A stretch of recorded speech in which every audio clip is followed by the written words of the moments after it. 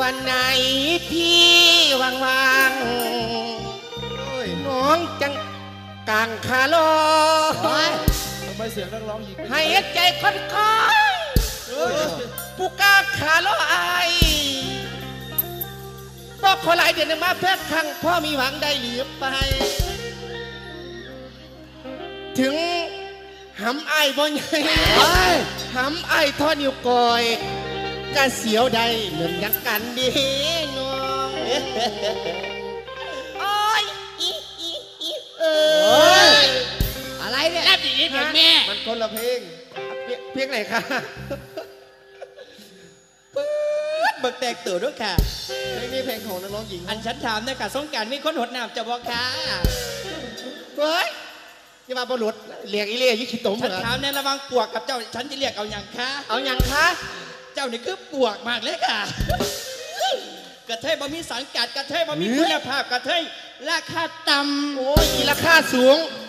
จากสูงมาสูงเบิ่งเกือบจะนึกค่ะเยี่ยมหยาบมาเบิ่งผมจะของใส่หูกระต่ายมากเฮ้ยอีแก่ลงไปโอ้ยฉันเป็นคนเอฟเอลนะคะรู้ว่าเป็นอย่างฉันว่าใส่เกือบค่ะเป็นอย่างคะฉันใส่บ่ได้ค่ะเอาไปสีขาวลวกเนี่ยบ่มีเข่ากินเนี่ยคะฮะบ่มีเข่ากินสิบ่มีค่ะไปเร็วๆจะจับแม่ได้เมื่อเดี๋ยวแม่ลงเพลงลูกลงเพลงดอกมาสมือผ้าเนี่ยคอยเป็นบ้าโอ้ยเสียตัวแล้วฟังเก็บก่อนนะค่ะแม่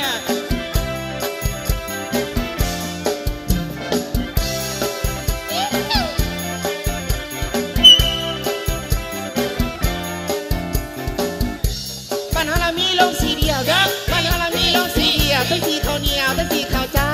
สีข้าวเปิ้ลกับฟ้าฟ้าเด้อสีข้าวเปิ้ลกับฟ้าฟ้าพวกคิวมันยาวเปิ้ลเลยฟ้าสีสีข้าวต้องหังขอน้ำเด้อสีข้าวเราต้องหังมานะคิดกันน้ำเปิ้ลมาได้สีพี่บางเทื่อเปิ้ลสีดี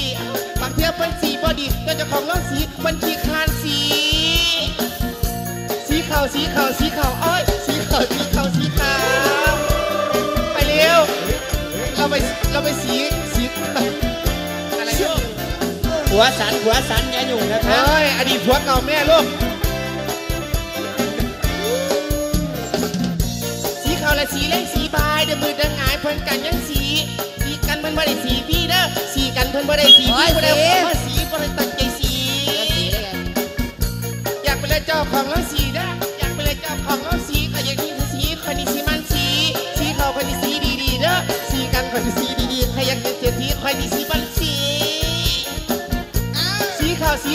ขาวอ้อยสีขาวสีขาวกับก่อนเสียงคนนักสีเลยค่ะโอ้ยมาสีทางสีแดงเนาะโอ้ยไอ้กบขาบ้านเราไม่มีโลกสีเดียวเด้อสีเดียววันนี้เขาเดียวที่สีขาวเจ้าสีขาวเปิ้ลกับบ้าเปล่านะสีขาวเปิ้ลคนเดียวมันยาวคนละแค่สีขาวต้องห้ำมาน้ำเด้อสีขาวต้องห้ำมาน้ำเขาคิดกันน้ำเด้อไม่ได้สีดีบางเธอเป็นสีดีบางเธอเป็นสีบดีเจ้าของโลกสีมันขีดคานสีขาวเอ้ยสีขาวมาเด้อใส่จุดนี้ก็จะว่าข่อยมีลูกนี่แหละกันพอมีอย่างไหนผู้ใส่ออมบาดอยู่มึงนำมาเบิดแล้ว